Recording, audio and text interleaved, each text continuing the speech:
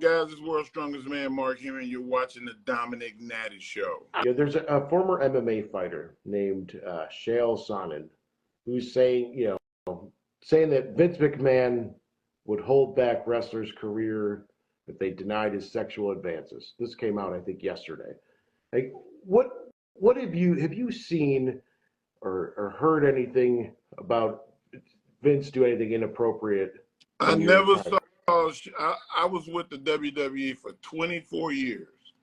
I never saw Chael Sonnen in the locker room, in the catering, in the hallway, in the parking lot.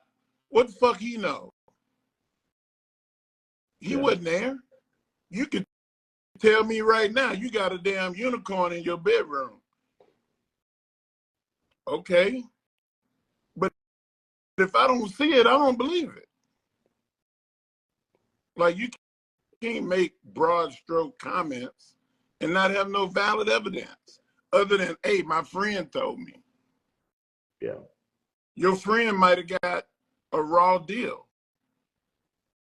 and is biased and is I want to hurt them. So they'll say whatever the hell they want. So before you take what somebody else said, factor in the equation of how much Vince time did he get? Face to face, in the room, in the building, in the state. I doubt he had any. I know what I saw and what I didn't see. And I never saw none of that. And I always find it funny. Well, not really funny, because it's, I like funny stuff.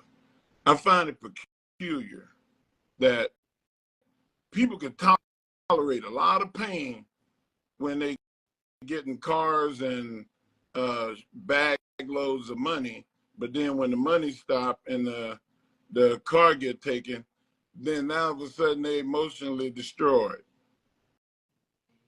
Like, you got to look at it from both sides.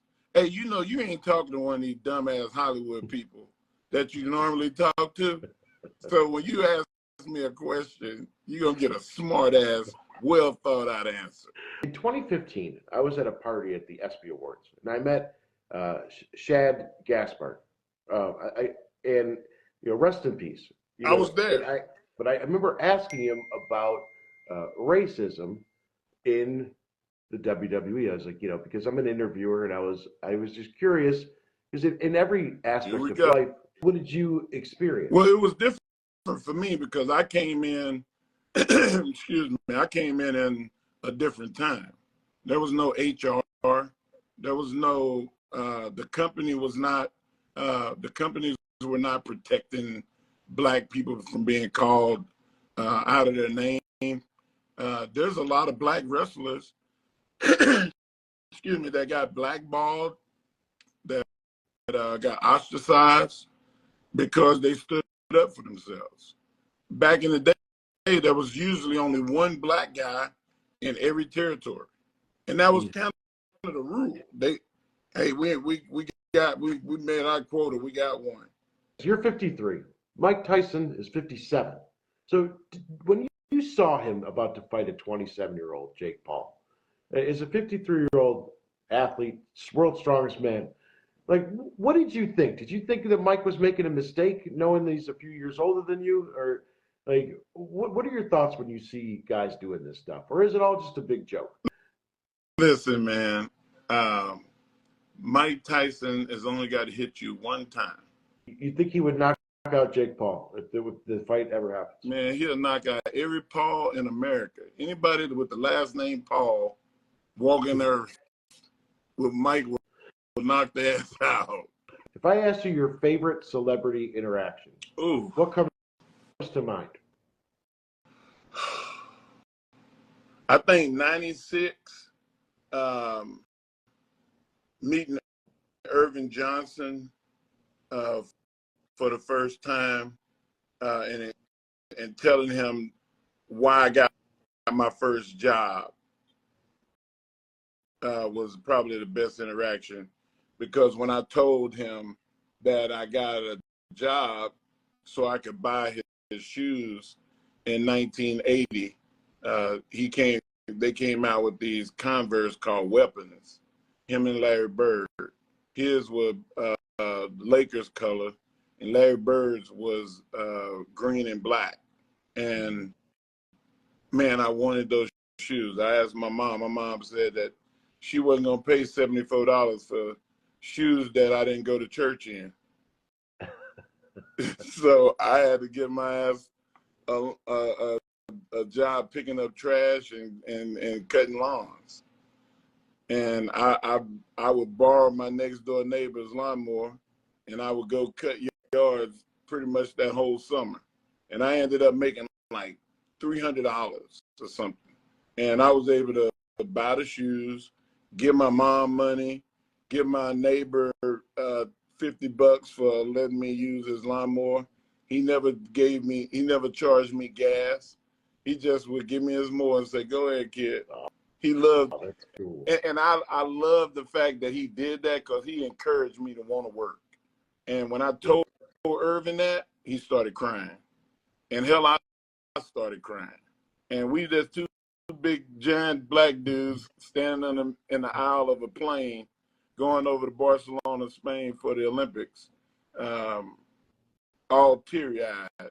So, like, it was a hell of a moment. What is your craziest fan interaction?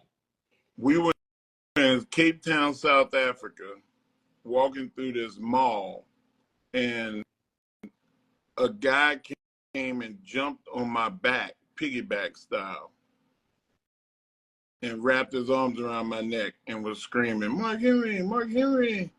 And there's a wrestling move called a mare, where you reach back and grab somebody and you flip them over. And I married this guy on a marble floor in this mall, and it made a sound like taking a steak and throwing it on the ground. And he was he was just screaming in pain. And everybody was looking at me, and I was like, "What'd you expect me to do?" The dude jumped on my back. And he just got up, kind of limped off, and just never looked back. But I know he think about that shit every day. Like, Mark Henry splattered me in the mall. What about like tattoos? People come up, they have tattoos of you. Does that happen a lot?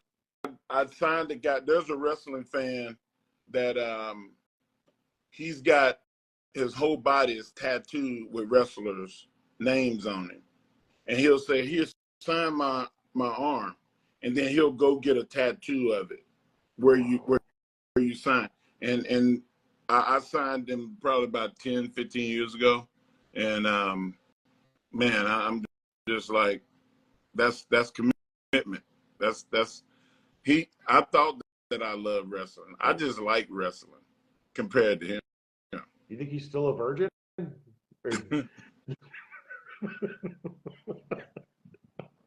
No, I appreciate. Oh man.